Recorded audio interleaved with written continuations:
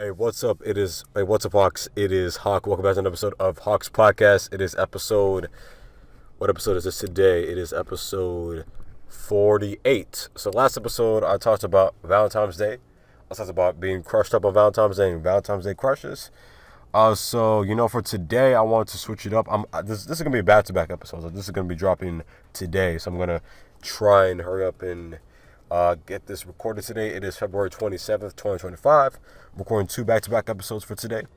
One related to the topic of today's video, which is the Super Bowl. And then the next episode right after this, which is back-to-back, I'll post this like 11:30 p.m. on YouTube. Pacific Standard Time, 11:30 p.m. for this episode. And then next episode 49, will be 11:45 p.m. In today's episode, I'm going to be talking about the Super Bowl, and the next episode, I'll talk about more about school crushes and finishing up the Valentine's Day theme, because I don't want to talk about that, because I've been thinking about finishing up what I was trying to say in that last episode, and I appreciate all the support in that last episode, by the way, before I continue on with the Super Bowl topic for today. I really appreciate all the support in that last episode where I talked about being crushed up on Valentine's Day. It did even better than the Vox video I did, which was about a recap of 2024. I guess it's interesting seeing the results. Almost half of the people who are subscribed to the channel right now, 41 subscribers. More than half people who are subscribed to the channel have seen it, and I also gained a subscriber, I think, within the past week of doing this. So, since doing that episode, I gained a subscriber. So I appreciate that, and I'm going to try and keep posting more of these episodes. I did have fun recording that last one. So I was supposed to upload one last week, but it is what it is. Sometimes things happen. So anyways, yeah. And there'll be face cam coming soon. Just needs to be the right time. And more additions will be added soon. But anyways, yeah. So today's episode, I want to talk about the Super Bowl a little bit. I want to give my perspective on the Super Bowl. And also the most recent one, which is with Kendrick Lamar and guest performances with SZA, Serena Williams. And yeah, so let me get straight into it. So before I talk about the Super Bowl, specifically this year's Super Bowl and some of my favorite performances, I wanted to give a little history. So this is courtesy of Microsoft Copilot. It's not a sponsor, but I figured I'd use this for today's episode to kind of get my history in for the Super Bowl. Even though I know some of it already, but I would still want to get something clarified. I still want to get some things, clarified in this. So for the Super Bowl performances, the Super Bowl halftime show has evolved significantly since its inception. So for example, according to Microsoft Copilot, the first Super Bowl halftime shows primarily featured college marching bands and drill teams. So for example, the University of Arizona and the Grambling State University bands performed at the Super Bowl I in 1967. So that was 1967 to 1989, and the 1990s is where we started seeing like more of the modern day Super Bowls. So for example, how much percent, man? 66% for my laptop. I'm talking about laptop's percentage. I want to see if it's still going. Okay, so anyways, back on topic. So I just talked about the early years now. In the 1990s marked a shift towards popular music acts. So, for example, Michael Jackson's performance at the Super Bowl in 1993. Michael Jackson's 1993 Super Bowl halftime performance marked a shift in transforming the halftime show into a major entertainment spectacle. And so other notable performers during this decade included Diana Ross of the Supremes, Boyz II Men, and Gloria Estefan. So, next up in the 2000s, the early 2000s saw performances by legendary rock bands like U2 and Rolling Stones and Paul McCartney. So this also includes the infamous wardrobe malfunction with Janet Jackson and Justin Timberlake. So this occurred during the Super Bowl halftime performance in 2004, where Justin Timberlake accidentally revealed a piece of Janet Jackson's clothing, and that showed something that was, not appropriate for TV. Let's just say that. So because of it's a complicated situation, but just letting you know that was infamous. I think this is not part of the history of Microsoft Copilot. I think this is a part of what started YouTube, I think. So, I gotta clarify that. But that's one of the reasons why I think YouTube started, was because people were looking for the wardrobe malfunction on YouTube. Because I remember seeing the clip. The clip kind of showed what happened with Janet Jackson and Justin Timberlake, and it panned over after like 1 second. But anyways, that's enough of that. In the 2010s, going forward, this decade featured a mix of pop and rock artists, including Madonna, Beyonce, Katy Perry. This halftime show continued to grow into scale and production value. And so we got, Michael Jackson. No, not Michael Jackson, sorry. Aubrey Michael Jackson. I mean, it got Madonna, Beyonce, Katy Perry. Beyonce, I think she performed 2 times with Destiny Child and then also with Bruno Mars and Coldplay. And then in the 2020s, it featured more focus on hip hop and contemporary pop music. So this included The Weeknd, for example, Sha Abel. He did the performance in 2021, halftime show in 2021, and then Dr. Dre and Snoop Dogg and Eminem in 2022 with Kendrick Lamar, Mary J. Blige, and then Rihanna in 2023, and then 2024. Who was 2024? Usher, shout out Usher. That was one of my favorite ones. And then the halftime show has become one of the most watched musical events globally every year. So it's a very big thing for musicians to get on the stage. I've heard that musicians spend, like Usher was talking about how in one of his interviews that people kind of prep for this moment in their career, basically, where if they, take the art of music seriously, then they want to take the Super Bowl seriously. So that's one of the things I got from the Usher interview I watched last year with Shannon Sharpe, where it's like he was talking about how, people take this role serious. They want to make sure that everything goes well. You know what I'm saying? It is a big stage, and, you don't want to mess up. I can imagine, just imagine myself in that scenario, being on a Super Bowl stage. It's like, if I ever become a musician, at first I have to become a musician.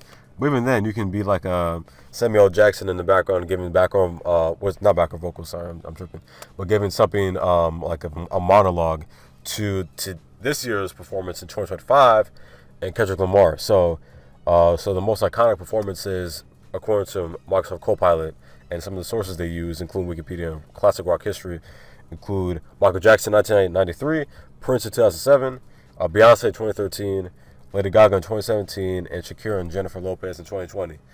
So those are the ones that people have listed as some of the most iconic. And then Kendrick's performance was also listed as important, especially in the history of hip hop.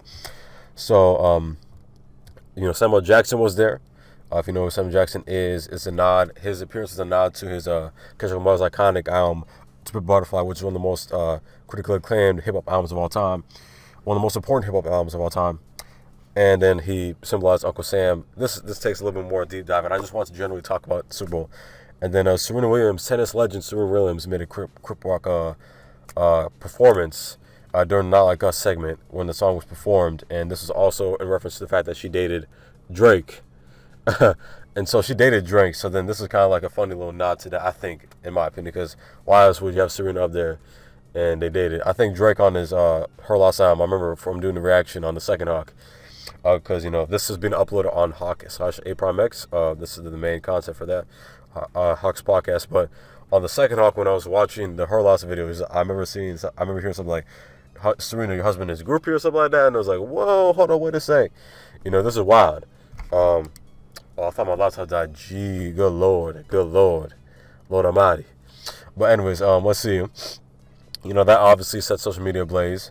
And then also, Kendrick Lamar performed his latest songs. So he performed songs from like his 2017 catalog, more recent compared to like stuff he released in 2011, including TV Off, which is one of his most recent hit singles that came out off his GNX album, #1 album, with a cameo of Mustard, because in the song he says mustard, and I'm saying it more dry because I have more of a monotone voice, but in the song he's yelling at the top of his voice like mustard. I wish I could say it better, but my voice is really monotone. Like I really am monotone. I don't have a deep voice, but I have a monotone voice basically. So I try to keep it high energy, but this is just the way I grew up. So this is the way I am. This is who I am. You know what I'm saying? But anyways. So that was Kendrick Lamar's Super performance and the history of the Super performance. So, in terms of the ones I remember the most, I remember the Justin Timberlake one, because I think that's Super Bowl performance. That's the first Super performance that I ever live tweeted on my Twitter account, which I'm gonna try and revamp my social media pages because I'm going outside more and I need to do that. I need to start over in certain accounts. Not this account, of course, because this is gonna be forever. I mean, just in general.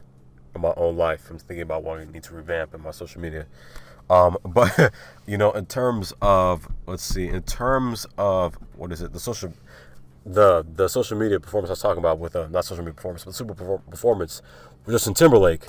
That was the first performance I ever saw and live tweeted. This is back in 2016 when he did the Super performance. He did a tribute to Prince because Prince died, or that's 2017. Sorry, because Prince died the year before that. Before he did the performance. And then he did a performance with Prince. And I remember seeing some mixed reviews to that. This is after he released that Man in the Woods album.